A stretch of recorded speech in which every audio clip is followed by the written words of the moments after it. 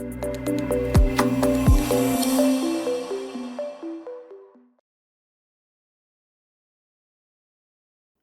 right, ladies and gentlemen, hello. My name is Darius Anucauskas, and I'm the Chief Market Analyst here at Markets.com. And today is Tuesday, ladies and gentlemen, the 14th of October, 2025. Look, I want to talk about markets, and I want to talk about specifically commodity market.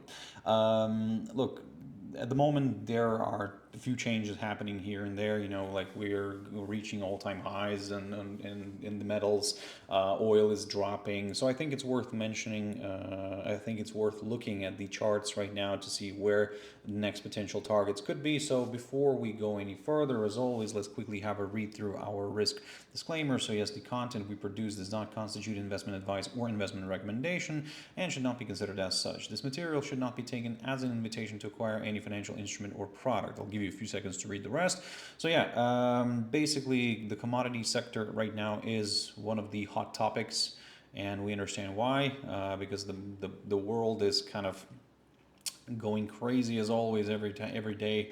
There is a lot of issues, geopolitical issues, there are economic issues, with the U.S. government being in shutdown mode still. We are not getting some key important economic data sets.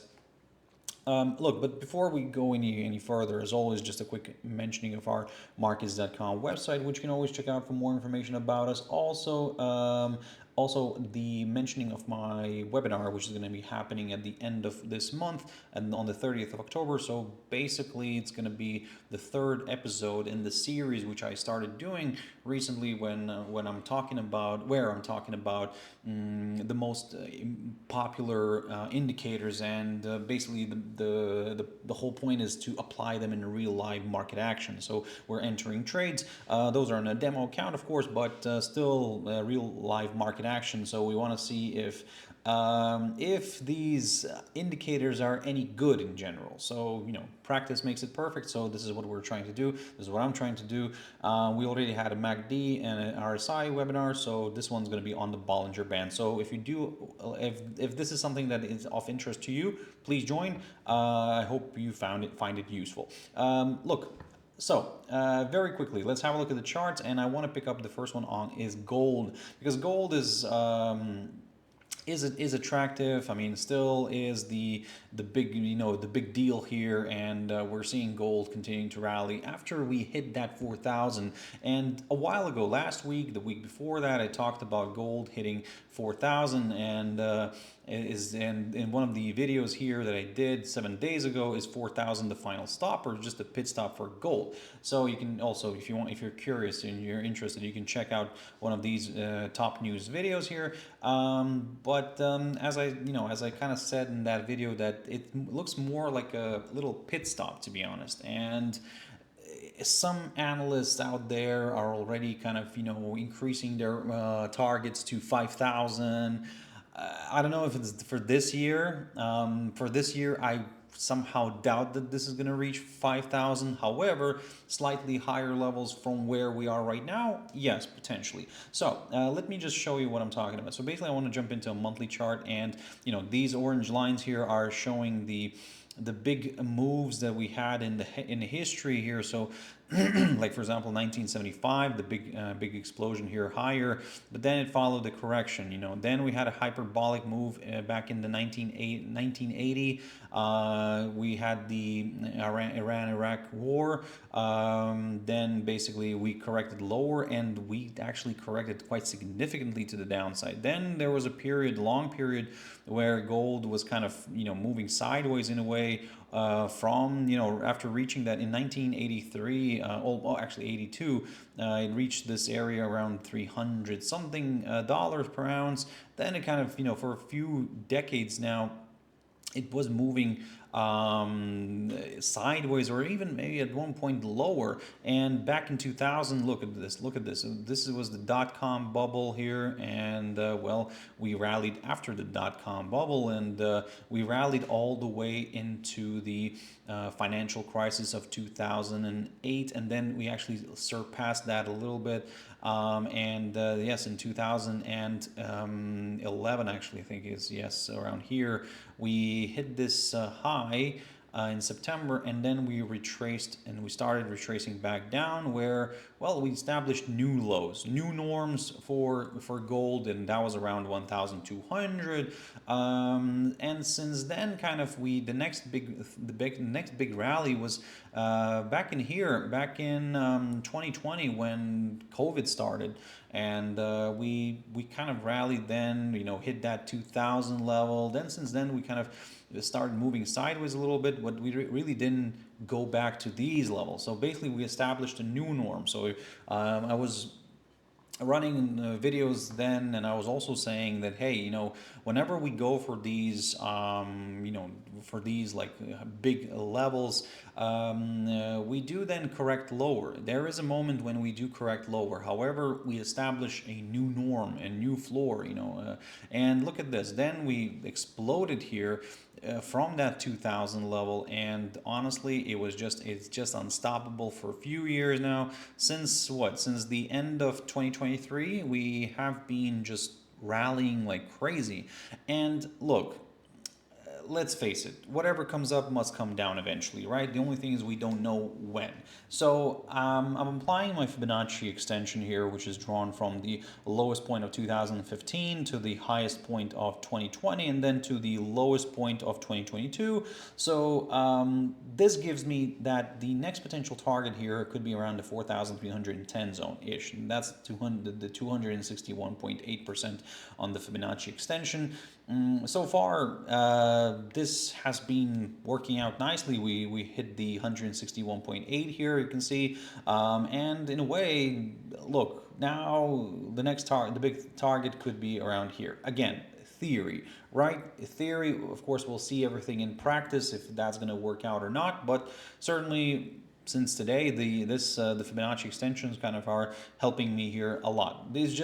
The only thing is we have to accept with the Fibonacci extensions that those are subjective. So they might not be very objective because you're choosing, from where to draw it. So you might take it from here, you might take it from there. So one person might take it from here, one person might take it from there. So again, like that's what I'm saying. But we take everything with a pinch of salt. I mean, this is not guaranteed. Nothing is guaranteed, to be honest.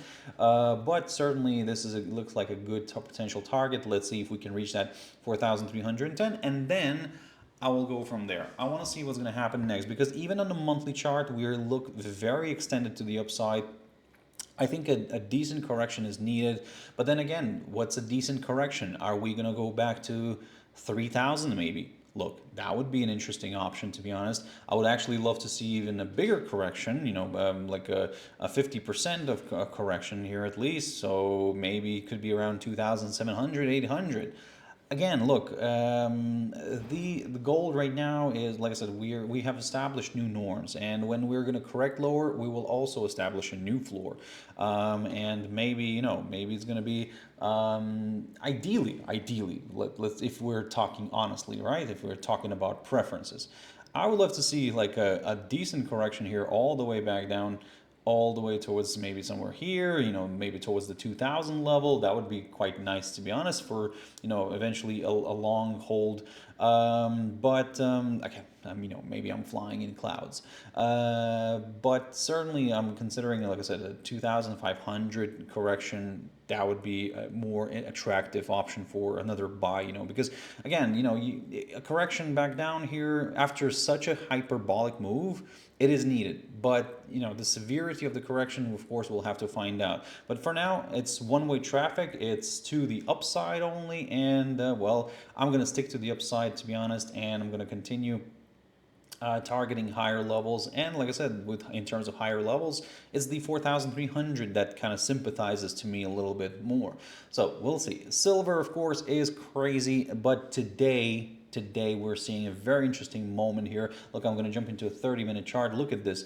After reaching the all-time high around here, around the 53.57 zone, 58 zone, we sharply corrected. I was watching this morning, and I was like trying to figure out what the hell is happening. But apparently there's not, maybe there were like some long position taking profit, and I'm not blaming people if they're taking profit around here, because why? Because look, look at this. This is the third time in history that we're doing such a hyperbolic move here on silver. I mean, the previous one was back in 2011, and then now it's like and then it's 1979 here, 1980s, 1979. So, I mean, we also, like I said, we also had these crazy moves to the upside, and if we measure, let's say the roughly the after from the breakout here, let's see how much we rallied here. That was around 600%, a little bit more than that. Then we're, let's say, I'm looking at let's say after this decline, the big decline that happened here, then we broke out to this point here, we rallied. Okay, this one's a little bit less, 120, 130% here that we rallied. But again, it depends on how you measure it. If you measure it from here, then you're gonna get your 400. So if maybe somebody will say, but hey, what about, let's say, measuring it from this point, right? I mean, because we rallied, then we corrected lower, a flash crash here, and we found good support near this resistance. So in a way, 490%. Okay, I'll take that, right? It's close enough to this. And now, again, this is another question. Are we measuring it from here or from where? So if we're measuring it from here, then we're doing around 160. So in a way, somebody might say, well, not much, So maybe we could see higher levels. Maybe if you're drawing it from here, let's say on a breakout, then it'll be less than 100%. So again, probably the better option here is to draw it from somewhere around here. Yes, we had the correction back down here, violation of this, but still we rallied back up and closer to 200%. Now, if we're judging from this, right, I mean, from judging from these numbers, then I think that there could be some more upside on this one. Although, I mean, this percentage wise, yes, you look at this from the percentage wise, and you compare the two hyperbolic moves, then maybe you would say actually we should see more upside on silver. Because we're kind of nowhere near these numbers, right? But again, if you see the trajectory, we're kind of diminishing. We're dropping the percentage actually of the spike is becoming smaller. It's the magic of the numbers. But certainly it looks interesting. Maybe another push higher. Maybe it could reach that $60 mark again. There is demand right now in everywhere. Technology is booming. Technology is everywhere. Technology is getting a lot of money right now. So silver is used in. It's one of the best semiconductors.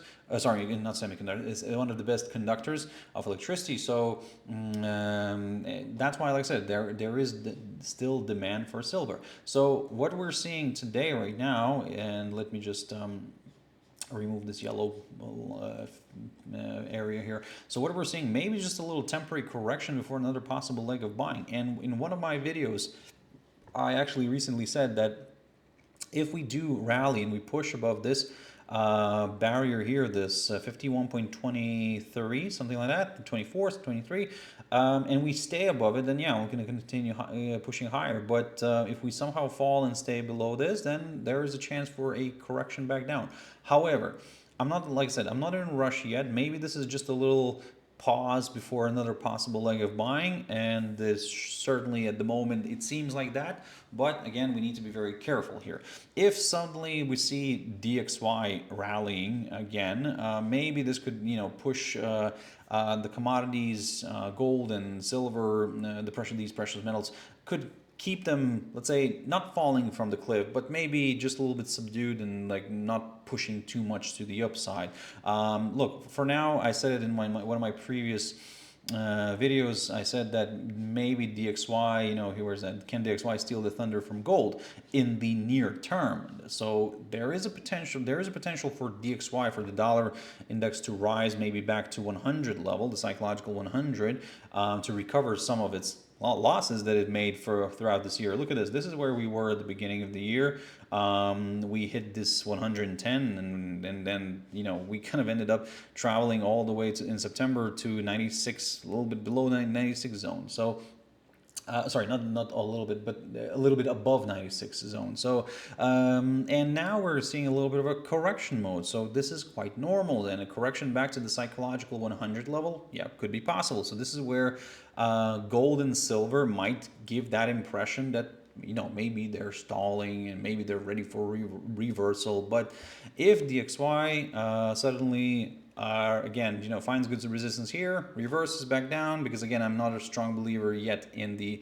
US dollar. The time will come, but probably not yet. So, and that's where, let's say, if the DXY starts reversing back down, this is where we could see gold and silver kind of actually pushing back up. The only thing is that what's really at the moment probably not, I'm not really bothered in terms of the relationship with the dollar, US dollar, is the oil market. I mean, this one, I said it before and I'll say it again. I was bearish. I was bearish like 2 months ago. I was bearish 3 months ago. I was bearish in the beginning of this year. So I'm still bearish. I'm still bearish on this one because I'm targeting the $55 mark. I don't see OPEC plus kind of, removing the increases of production. So yeah, I mean, like, and there is a little bit of a slowdown in China, and in the demand in there. So there we go. You have a big cocktail which kind of forces oil kind of to move a little bit lower. To be honest, look, the time will come for oil to jump up and bounce back up, but the moment in the near term, I'm really, like I said, I'm looking at this $55 mark, this area around that 50, because maybe it might not reach that. It might reach the area a little bit above the $55 mark. So that's what I'm saying. That's why I'm current for now. I'm just targeting this. Let's see what's going to happen. And so far, it's working out nicely. So, ladies and gentlemen, like I said, that was just a little quick update on a few of the top traded commodities and one index. So hopefully you found it useful. Thank you very much for watching and listening. As always, ladies and gentlemen, stay safe, have your stop losses in place, risk only what you can afford to lose, don't overtrade, and everything will be fine. And I shall see you in my next little video update. Bye for now.